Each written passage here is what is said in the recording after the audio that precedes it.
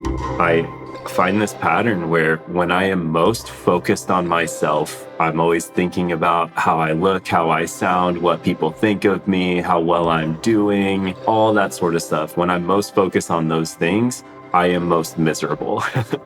But when I get outside of myself, when I'm thinking about the world around me, when I'm thinking about serving other people, when I'm thinking about how great God is, the world expands. I become smaller in a way, but I become so much happier.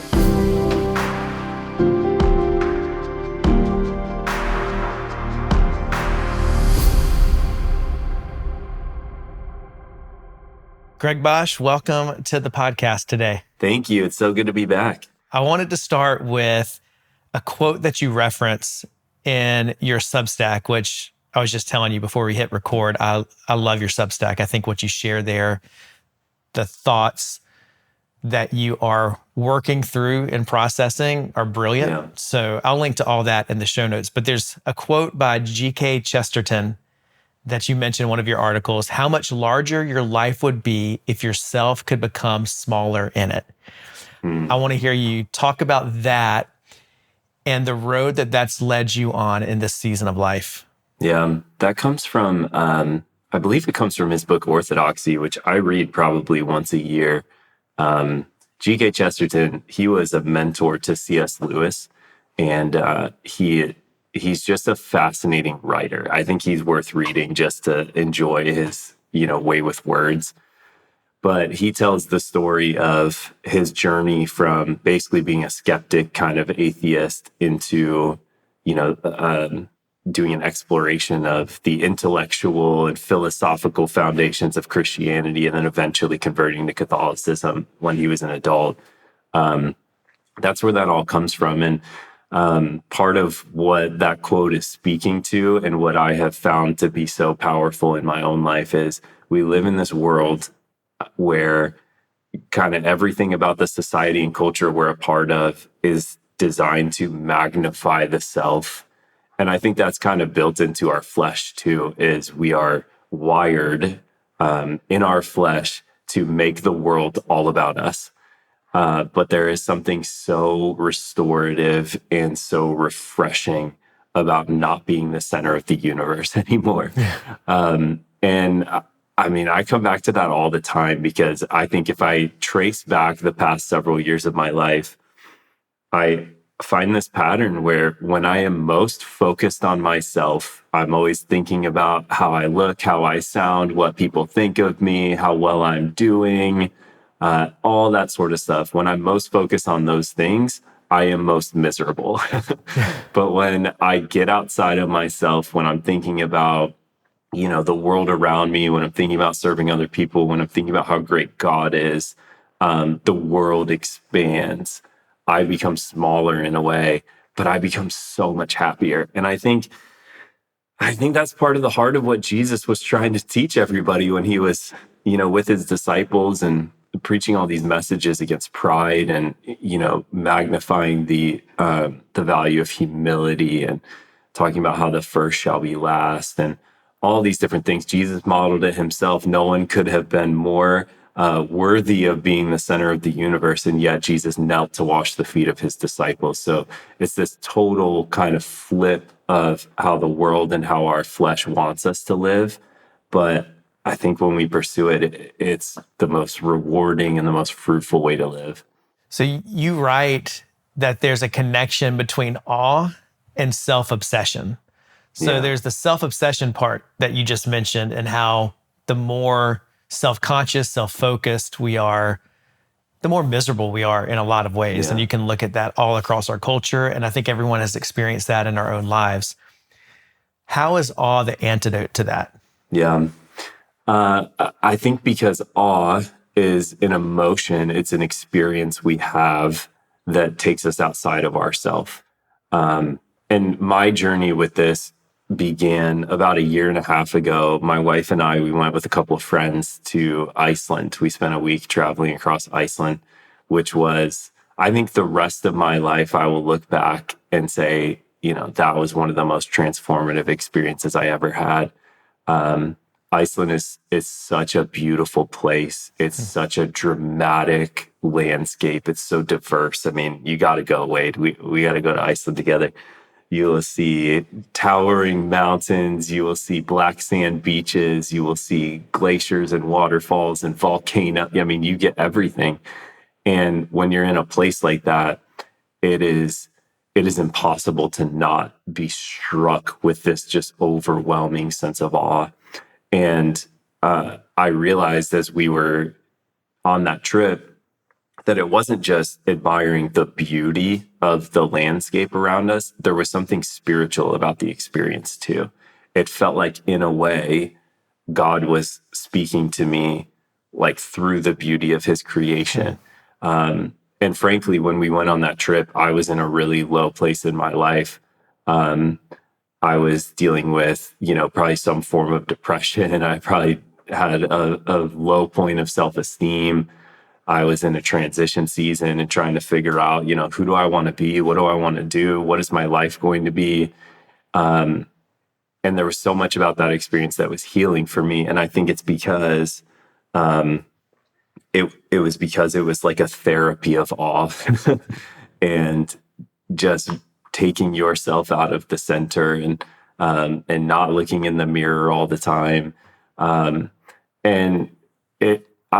one of the things that I love is when spiritual truths intersect with the findings of science. I just think that's the coolest thing in the world, because no matter, how advanced we get with scientific research and study and all this sort of stuff, it feels like the scientific world just keeps discovering things that God told us thousands of years ago. And so I've written about the psychologist Dacher Keltner, he kind of gets credit for introducing awe as a legitimate emotion that we experience, that you can measure its effects in our bodies. But he talks about one of the elements of experiencing awe, which can be, standing in front of a beautiful mountain. It could be witnessing childbirth. It could be, watching a ballet and the coordination of the dancers, and just being in awe of that.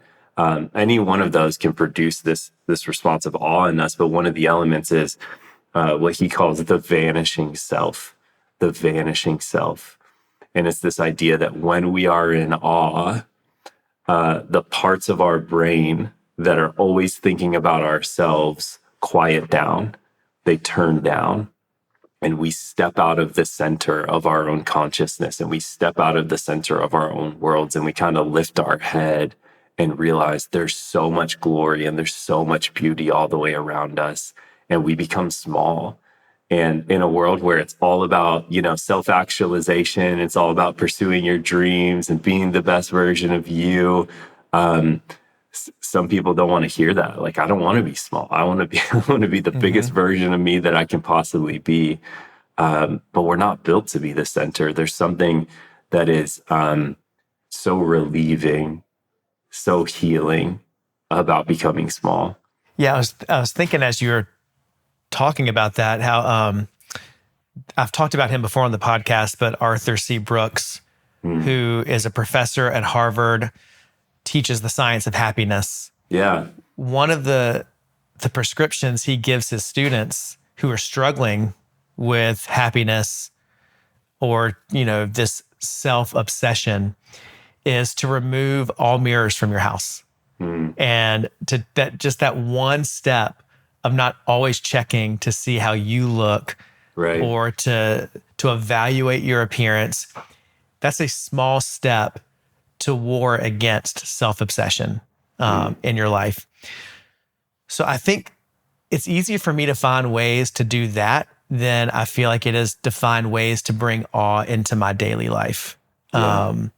And so I'm curious, what steps would you give someone who's like, okay, I feel like I live a pretty mundane life. How am I, and I can't go to Iceland. So how am I supposed to incorporate awe into my day-to-day experience? Yeah. That's such a good question. Well, first of all, I think I think it would serve everyone to set a goal to try to go somewhere, travel somewhere in the world that will blow your mind. And you don't have to go, to Europe to do that. There's so many incredible places, across the US. Nature is one of the most powerful ways that we can experience awe. And I think there's such a spiritual power in experiencing nature as well. I think it was the Franciscans used to say that creation is the first Bible.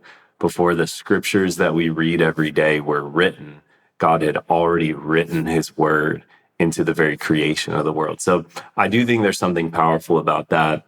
I kind of view it like almost like exposure therapy. Like if I want to get incrementally better at cultivating awe and wonder in my life, and I do believe that this is a spiritual discipline we can cultivate. Sometimes I need to go way over the top and go to the extreme and, spend a week in Glacier National Park or something like that, just to kind of reset and expose myself. And then I can go, all right, what are the small ways I can look for it? But there's so many. I think it starts with a decision. I think let me give you a couple ingredients, I think, that are like the precursors that help us cultivate awe and wonder in our life. One is curiosity. Curiosity is, am I a curious person? Am I asking questions about the world around me? Am I asking questions about the people around me? Or do I feel like I have it all figured out? Do I feel like I have uncovered all the answers? I know what to expect. I can't be surprised anymore. If those things are true, then I'm not a curious person. And curiosity kind of opens the door for us to be surprised and delighted by God. Another one is awareness. One of my favorite stories in scripture is Jacob, when he falls asleep kind of in the wilderness with his head on a rock, and he has the dream of the angels and the ladder to heaven and all that. And he wakes up and he says, surely the Lord is in this place, and I was not aware of it. Surely the Lord was in this place, and I was not aware of it. It's the recognition that God is present with us all the time in every place. And if that's true, then we can have an experience of his glory wherever we are. So how do I begin to just kind of tune in a little bit more, become a little bit more aware, and be open to what, the environment around me might say to me about who God is.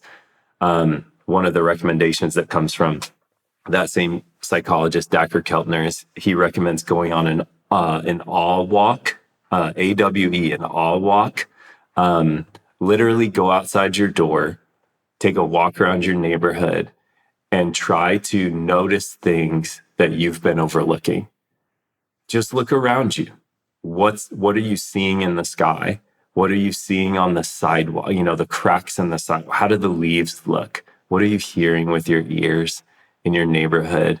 Maybe you leave your headphones at home. Maybe you try to set aside all the things you're thinking about or worrying about, or the stuff you have to do later that day. What would it look like to just be fully present and try to be open to what you may notice around you? These are some small ways that any one of us, beginning today, could start to open our hearts to a little more awe and wonder in our life. Yeah, I love the awareness point that you just made, because I really do agree wholeheartedly that God is at work all around us. But one of the issues with being so self-focused is you aren't looking for the ways that God is at work. You're not looking for those small moments.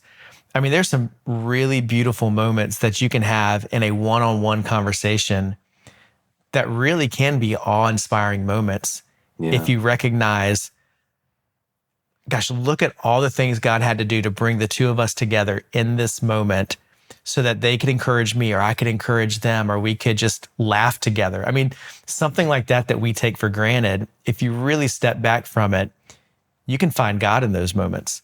Yeah. I think, to me, the best way to practice a regular discipline of awe, like at least once a week, is, and this is coming from an old worship pastor, but I think this is the practice of worship. I think that's one of the ways worship is so powerful and vital in our faith, is because it puts our attention and our focus solely on God for 10 minutes, 15 minutes, 20 minutes. And it's not the only time we're meant to be aware of God throughout the week, but there's something powerful in that corporate gathering of praise and of worship and hearing other people's stories and what God's doing in their life. We went to London a couple weeks ago with our twins for their 16th birthday. And we went to several Anglican churches while we were over there. And we went to a choral evensong service at St. Paul's Cathedral. Wow. And unlike anything, my twins had never been anything to like that. They'd never been to anything like that. And I honestly hadn't been to anything that grand when it comes to a worship service. And we left like with our jaw on the floor, being just so overwhelmed by the majesty of God, because we had stepped outside of our tradition and worshiped Jesus in a different atmosphere, a different environment. And the liturgy was moving, and it wasn't the same songs that we always sing. And there was just something about it that touched our heart in a different way and evoked awe and evoked a really, really powerful sense of worship. So all that to say, I think worship is a key aspect of it from my vantage point, but then also exposing yourselves to different ways of worshiping and getting in a different stream. Going to a more liturgical church if you're not experienced with that. If you're very liturgical, go to a more charismatic church. And so, I think there's some interesting ways you can stretch yourself there too. Yeah. I mean, I think for all of us, as time goes on, our natural tendency is to get more and more rigid in what we believe. Hopefully we get clearer and clearer on who we are, what we like, our preferences, all that kind of stuff. But the downside of that is that we can become closed-minded. And I think all of us are susceptible to the belief that whatever church denomination, church style, church tradition we're a part of is the right one. And then all the others are, a false version or a lesser version of the thing that we have. And certainly, I mean, when it comes to orthodoxy, we should have, solid boundary lines and things like that. But there are so many beautiful ways in which the global church expresses itself. And I think you and I have the same experience of, the past several years, just kind of lifting our head and starting to explore what has the church looked like in different places, in different ages, throughout history, and what might we learn from that? And opening ourselves, I think that's a beautiful way to do it. Yeah. I think in some respects, and I'll probably get some angry emails from this comment, but as Protestants, we can almost think that the church did nothing right for 1,500 years. Right. And then only got it right with us. Right. And I think that's ignoring, hundreds of years, over 1,000 years worth of beautiful expression of our faith, beautiful teaching, beautiful practice. Yeah. And we close ourselves off from that when we're not willing to learn from it. And you don't have to take everything. Like, obviously, you have your own theological leanings within the broad spectrum, like you said, of Christian orthodoxy, but learn from your fellow brothers and sisters in Christ. And I think that, like, when you get around people who are different than you, that is another way that it evokes and elicits awe in your heart. Absolutely. Yeah. And the thing that always keeps me in check personally is when I read all the stories of Jesus' life and ministry, the group of people that he most often kind of pushed against or criticized or called out were the people who were most certain, or the people who were most arrogant, the people who felt like they had it all figured out. The Pharisees had engineered this big legal system, religious legal system, and the zealots felt like they had the vision of how the Messiah would come. And all these people, one after the other, Jesus came to say, you can't be wise in your own eyes. You need to humble yourself. He said, we need to become like a child. Awe and wonder is super easy for children. I have two young girls. One is almost 4 and one is almost 1. And it's the best season of life because everything blows their mind. My older daughter, I remember a year or so ago, she saw a garbage truck driving down the neighborhood street, and you would have thought she saw, an angel descending from heaven. She was so excited, just shouting with joy and delight. She was so thrilled because they haven't lived enough life to have become too certain, or to have become too cynical, or to say, oh, that's not that special. I've seen it a million times. And I think that same idea can creep into how we view church and ministry, and even our relationship with God. Like, a lot of us grew up in churches where you were kind of told, hey, read your Bible every day, pray every day, go to church, and you'll be good. And those are obviously wonderful things that we ought to do. But there's also a whole world of spiritual discipline and formation practices that, for me, have become so powerful and so meaningful in my life that, honestly, I didn't even hear about those the majority of my life growing up in church, because we had our one way of doing things. So the thing that keeps me in check is always that reminder, is if I ever start to feel arrogant, or I ever start to feel like I've got it figured out, or we've got it figured out, that's probably evidence that I need to come back and be humbled again. Right. Well, even as you're talking about that, I'm thinking about these tensions that we have to hold together as a follower of Jesus.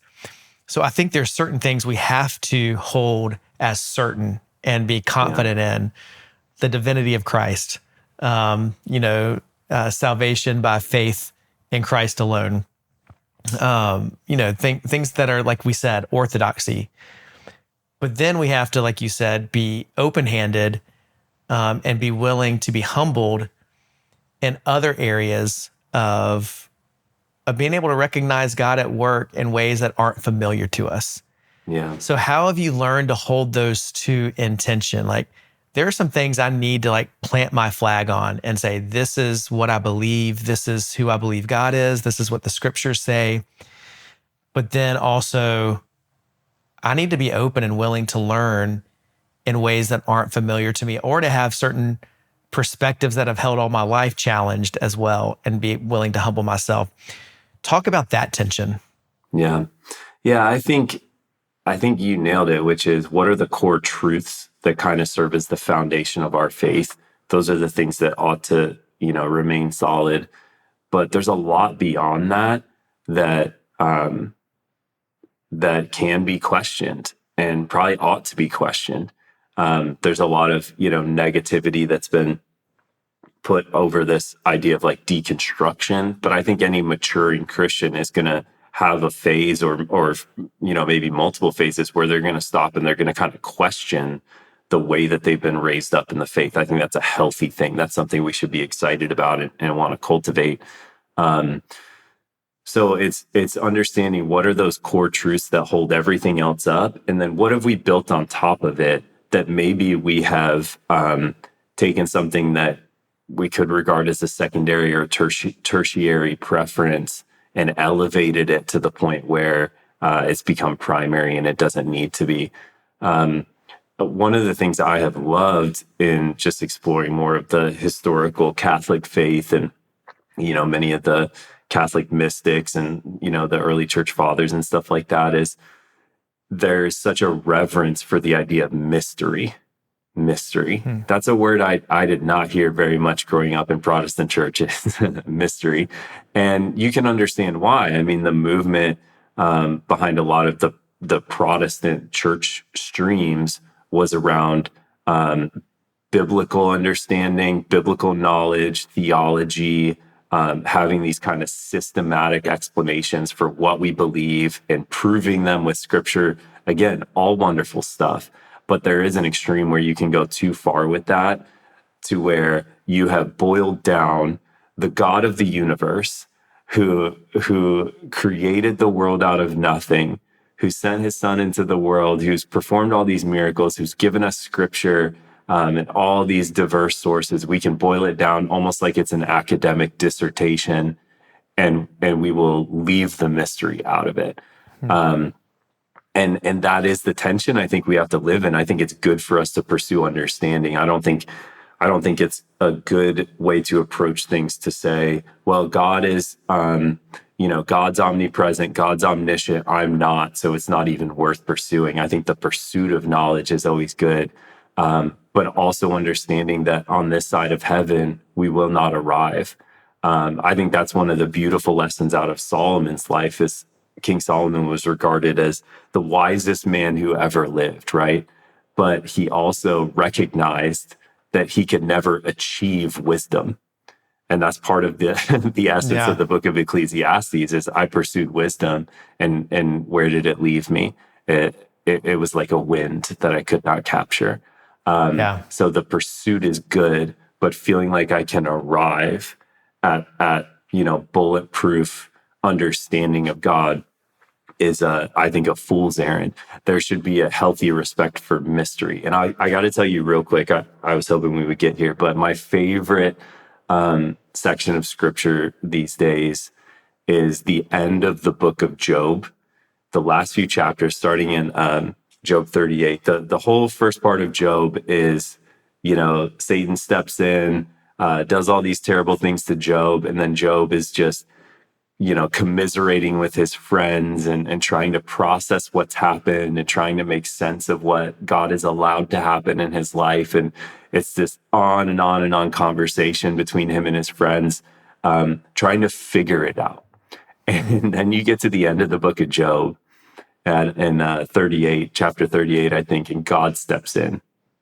And it's like everything else goes silent. And God says, all right, it's my turn to talk. And he goes on for the next few chapters to essentially convict Job of all his efforts to try to make sense of what has happened. He says, who is this that obscures my plans with words without knowledge? He said, brace yourself like a man. I will question you and you shall answer me. And then he goes on this just incredible monologue talking about the creation of the world. He said, where were you when I laid the earth's foundations? Have you ever given orders to the morning or shown the dawn its place? Have you journeyed to the springs of the sea or walked in the recesses of the deep? And then you get all the way to the end, and Job responds and he says, surely I spoke of things I did not understand, things too wonderful for me to know, too wonderful.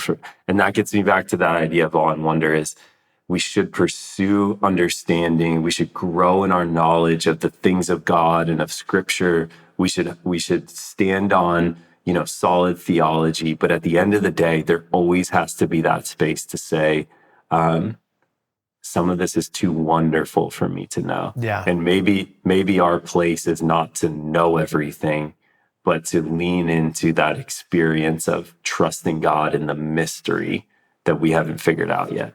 I love the framing of that in the book of Job, because I think you can look at your lack of understanding from a prideful sense of with how the serpent tempted Eve in the garden of God doesn't want you to know this, but I want to unlock these secrets for you. And so there's this prideful hunger, I've got to figure this out.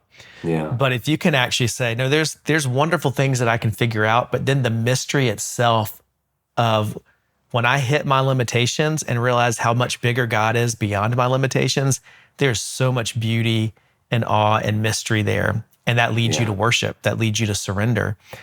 Even I was trying to explain, I feel like my kids always want to ask deep theological questions right before bed. And so we got into the Trinity the other night. And I spent an hour trying to explain the Trinity to my two 16-year-olds and my 12-year-old. And I thought I did okay. And we were I was pulling up some Theos U videos and showing them some different things about that. But at the end of the day, they were just like, I can't understand it. And I was like, honestly, I can't understand it either. I think we can frame it, we can have a theological context for it, and we can believe it, but it's a mystery to me. Like, and it's meant to be a mystery, but it's a wonderful mystery. And so I think I love that you brought that up from Job. Yeah. Thinking back though, even to, as we talk about tensions, and you started the whole conversation about rejecting this self-obsession and how awe and wonder is one of the best antidotes to that.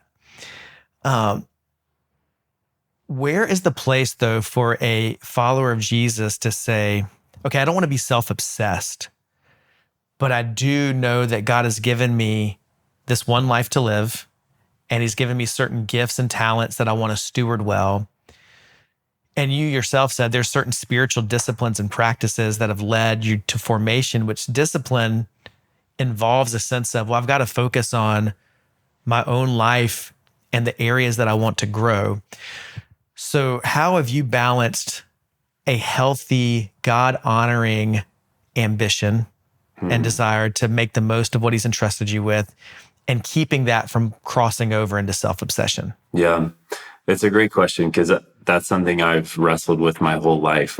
I'm naturally a very ambitious person. I was an athlete. I love winning, all that kind of stuff. And then in the church world, we really value humility and service and things like that. And sometimes we can be suspicious of ambition, which I think is appropriate.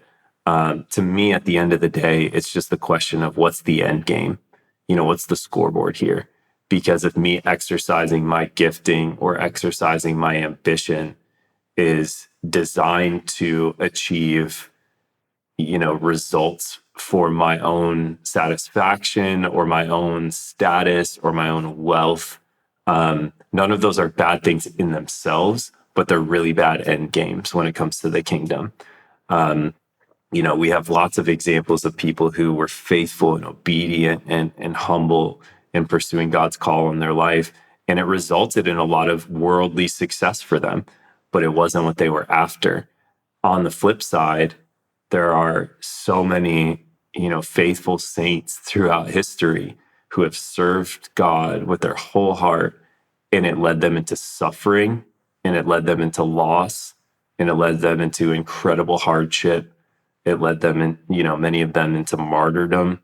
And this stuff still happens today. We talk about that as if it's something that happened to some of the apostles, 2,000 years ago, but there's still people dying for Christ today.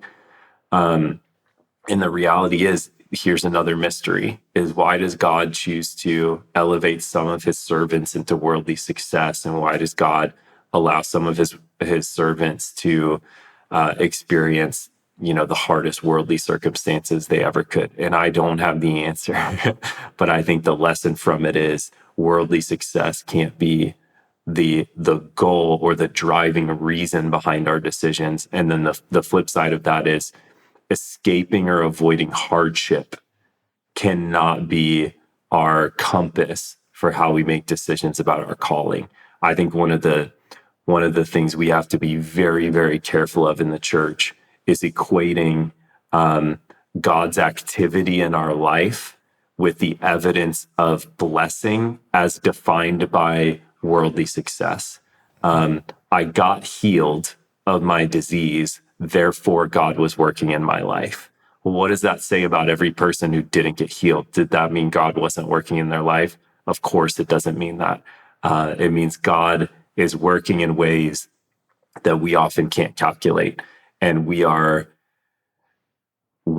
often using a different measuring stick for God's activity than what's actually happening. So those are the places where I think we need to be cautious. I think, being self-aware of the things God has put in your hands, the gifts he's given you, and trying to wield those, as effectively as you can. I think that's a great pursuit, as long as we hold it open-handed and go, my gift itself is not the point or the goal. My successfulness is not the goal. Those may be byproducts that come along the way, but at the end of the day, obedience has to be the goal. Yeah. And I think who is on the other side of the success that you're working to achieve? Is it just to make your life better? Or are you actually trying to make the world better and advance the priorities of the kingdom and serve someone else? I think doing a lot of soul searching as to your motivation is really important, because I think working hard is a good spiritual discipline. It honors God. Yeah. But we have to take ourselves out of the center of that work, which is what we keep coming back to. Like, there has to be something greater that we're working towards. There needs to be, I mean, I think that's where even awe inspires our work, because if we realize that the result of our labor is not just defined by what we can see, but God is taking that, and in a mysterious way, he is going to produce a harvest that is far beyond what our results would add up to in our own strength.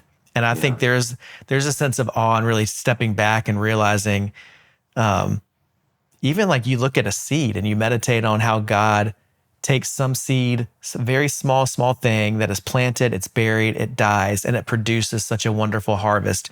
If we can see our work and our effort as an offering of worship that we're surrendering to the Lord, and then we're trusting him with the outcome, you can attach a sense of awe to your work. And so I think that can be a really motivating thing as well. Talk to me, because you mentioned, a lot of us, like some people seem like they're blessed in everything they do, and other people seem like they have struggle after struggle and they're doing everything right. You recently wrote in one of your Substack articles about being diagnosed with an anxiety disorder and, going through a difficult season. Can you talk about what that process was like, where you're at in the healing journey, and what is helping you in that journey? Yeah. Well, it's been an awesome journey, which feels so weird to say. But honestly, I look back at the course of my life, and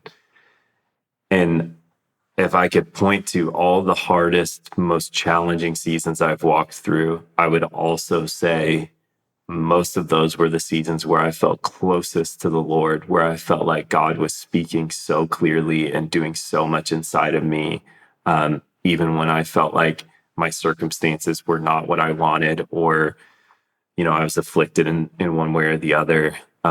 So I'm excited. Like there's something in me that has learned that when I'm going through something really hard, that means I might get something amazing out of it. And again, I'm not saying necessarily worldly success. It may be purely internal of how God is forming me.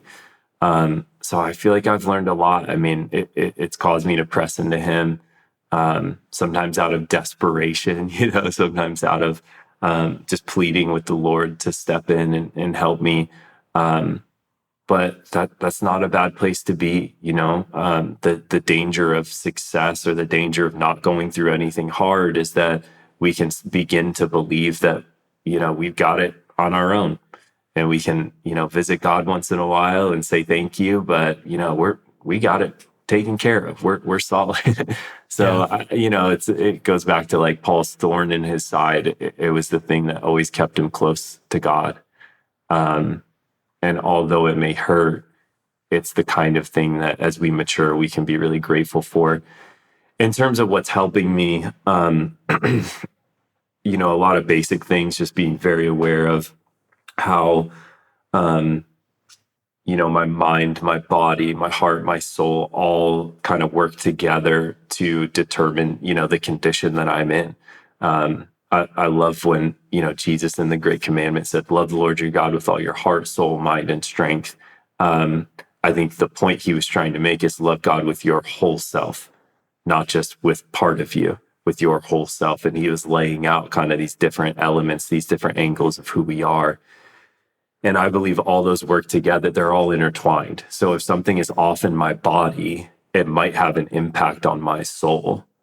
If something is off in my mind, it might have an impact in my body. And a lot of that is supported by science as well. So it's kind of just stepping back and asking the questions, what helps me be healthy physically, mentally, emotionally, spiritually? What are the daily practices I can have in place that help me, stay in a good place? What are the bad patterns or habits that I should be limiting or eliminating? But then the other one is that big revelation that we've talked about already, which is the more I sit around and think about myself, the worse I feel. And that's what led me on that whole exploration that I wrote about in that post, Mirrors and Stars, is I think all of us would be better served to look in the mirror a little bit less, to look at our social media stats a little bit less, to go on a few more walks, to ask a few more questions of other people and be curious. All of these things have a real curative element to them. And frankly, I wrote about this in that same article, but I think this is where some of our modern approaches to therapy can be counterproductive. And I don't want to get in trouble here. I know a lot of people are in counseling. I'm a big fan. I've been in counseling before, and it's helped me through some things. But one of the dangers is that if we're not careful, our approach to improving our mental health can actually just amount to looking really, really hard and really, really closely at ourselves in the mirror more than we normally would. And if that's a big source of our misery, which I think it is being super focused on ourselves, then sometimes the way we approach therapy is just, well, let's look even closer at you. Let's see what else we can dig up. And some of that is good and necessary, but too much of that can actually be counterproductive. So that's where I'm kind of, proposing this idea of what if we had a therapy of awe and wonder in our life? What if we had a therapy of mystery? What might that do for us? I love that. Is there any small practice or a couple that you've utilized to help you whenever your heart gets into an anxious place that you've been able to use to pivot quickly to a better mindset? Just something really practical that would help people that they could actually take and use as a tool? Yeah. I think about changing kind of the mode or the plane that I'm living in. So if I'm just, sitting in a room by myself all day, thinking about myself or thinking about how I feel, I'm going, what can I do to kind of change the mode that I'm in? So that might be literally, with activity, going on a run, going on a walk. But the other thing, my kind of safety valve that I pull a lot of times is to call a friend. There's a handful of people in my life that they make me laugh. They're fun to talk to. We're going to have interesting conversation. I know they love me.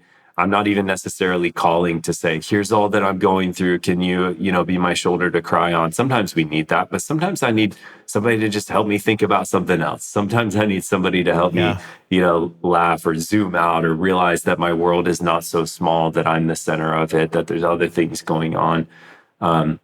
So those are the couple things that I'll often pull on is, can I move my body? Can I get out, change my environment, that kind of stuff, but also, who can I talk to? Yeah. It is it's not escapism. It's just a simple change of focus.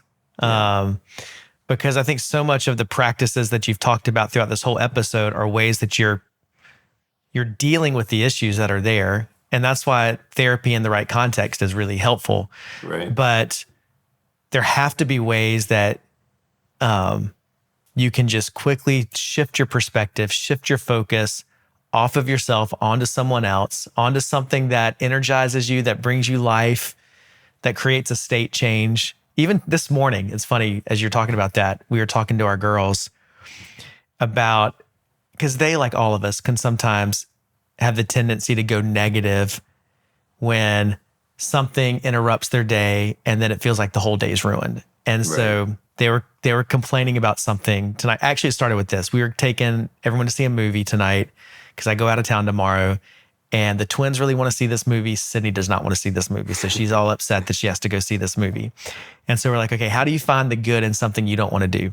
Yeah. And Sydney loves movie theater popcorn. It's like her favorite thing in the world. And we're like, okay, Sydney, you don't want to go to this movie, but you get to eat your favorite snack in the world tonight. You love movie theater popcorn. And like, we're going to have a challenge as a family. Every time someone starts to complain about something, we're going to flip it and out loud try to process what's the thing you can look forward to on the other side of that thing that you're dreading. And all it is just a simple shift of focus. Yeah. And I think that's why gratitude journaling is so powerful. One of the things I'm doing to start my day in this season is I'm trying to, after my prayer time, just send one encouraging text to somebody, letting them know I'm praying for them or God brought them to mind. And what it does is at the beginning of my day, it takes my focus off of myself and puts it onto someone else and puts me in a mindset of blessing. Because so much of my prayer is so much like, God, do this for me. I need help with this. And it helps me like actually turn the perspective the other way. Yeah. That's beautiful. So I think those simple pivot practices are really important. Yeah. By the way, one of these days we're going to need to do another episode where I'm going to interview you about being a great father, and specifically a father to girls, because I'm a girl dad too. And I think other people would get a lot out of it, but I'm being selfish. I want to learn more and more from you. Well, I can tell you a lot of mistakes I've made. But man, I think being a dad is the greatest gift in the world. Is. Yeah. And I love being a girl dad too. Well, man, I've loved this conversation. We didn't even get into Sabbath. We'll have to do a part 3 about Sabbath at some point. But that would be a great way for me to plug your Substack, because you have a whole series. Is it called Taking Back Sabbath? Yeah. On your Taking Back Sabbath. Which is a great video series on there that you have. And so I would encourage everybody to follow Greg, follow or subscribe to Feral Faith, your Substack. Where else can people find you? You can find me on Instagram at Greg Basch, and also gregbasch.com. gregbasch.com. Now we're going to ask a final question, but this is just for the paid members of my Joyful Leader Substack. This is State Your Piece, where Greg is going to share the best piece of advice he's ever received and what he's done with it. But for everybody else, thank you so much for joining us for the podcast today. And I pray that this week you will live with a little more awe and wonder in your life.